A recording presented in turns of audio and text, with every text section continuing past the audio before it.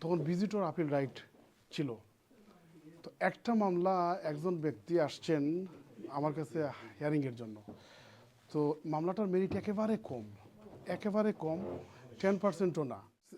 নিয়ে দেখলাম যে আসলে ভাই মেরিট কম। আমি বলছি যে 10% চান্স আছে, বাংলাদেশের 33 ফাইলে ফাঁস। তার মানে আপনার মামলার অবস্থা বুঝতেছেন। বলছে যে না, আপনার যতই ফিজ আসে আপনাকে দেবো, কিন্তু ওই মামলা লড়তে হবে, কারণ ওনার বাবা কোমাতে আছে। তো যদি মামলা করেছি বা হিয়ারিং হচ্ছে জানলে উনি একটু হুঁশ হয়, নাইলে উনি আর খবরই পাওয়া যায় না। যাই হোক গেলাম, যাওয়ার পরে টেইলর হাউসে গেলাম, হিয়ারিং হলো। ডাউসন একটু মুডি জাজ, আমার আতাবাই ভালো করে চিনবেন।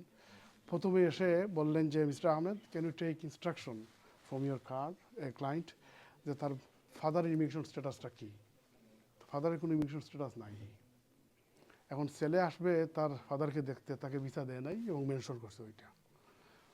তো আমি এসে পরে জাজ 10 মিনিটের জন্য অ্যাডজার্নমেন্ট করে চলে গেছে, আবার আসছে। এসে আমি বললাম যে sir, I could not take any instruction from my client, কারণ হি ইজ ইন কোমা।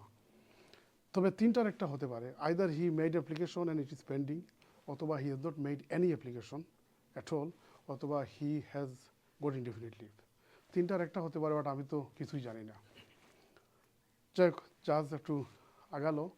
তো আগানোর পরে আমি সাবমিশনে গিয়ে একটু ইমোশনাল ইয়েতে টাচ করার চেষ্টা করলাম। জাজকে বললাম যে সে একদিন হয়তো আমার মতো ব্যারিস্টার হবে, আপনার মতো জাজ হবে, কিন্তু তার শকিং মোমেন্ট থাকবে যে বাপের ডেথ বেডে সে আসতে পারেনি। তো মিস্টার ডাউসন এসে বলছে, মিস্টার আহমেদ, প্যারাগ্রাফ 41, তখন প্যারাগ্রাফ 41 ছিল ইমিগ্রেশন ইয়েতে, paragraph 41 does not require me to take emotional submission into account. তো আমি বললাম যে sir, same paragraph 41 does not require you to make inquiry of his father status. তো সে হেসে দিয়েছে। আরও একটু ডেভেলপ করলাম সাবমিশন।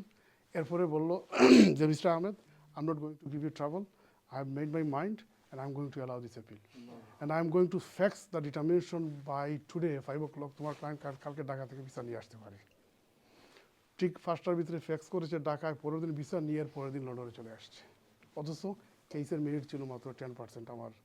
এইভাবে আরও অনেক মজার স্টোরি আছে। 25 ইয়ার্স অফ মাই প্র্যাকটিস, আমি কিছু পরিকল্পনা হাতে নিয়েছি। 28 বছর প্রায় পড়াশোনা করে কাটিয়ে দিলাম, 25 বছর লিগ্যাল প্র্যাকটিস।